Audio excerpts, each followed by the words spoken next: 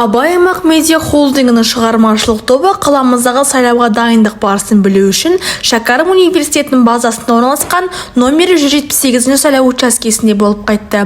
Учаскелік комиссия мүшелерінің дайындығы көз қуантады.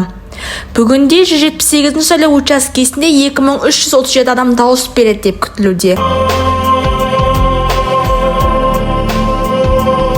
Учаске төрағасының айтуынша, оның ішінде алғаш дауыс берушілер саны 23, ал 8-і үйден дауыс беруге өтініш жазған.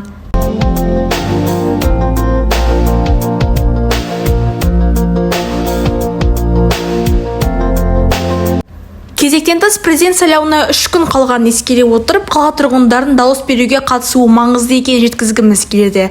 Дұрыс таңдау жасап, әділетті Қазақстанды бірге құрайық.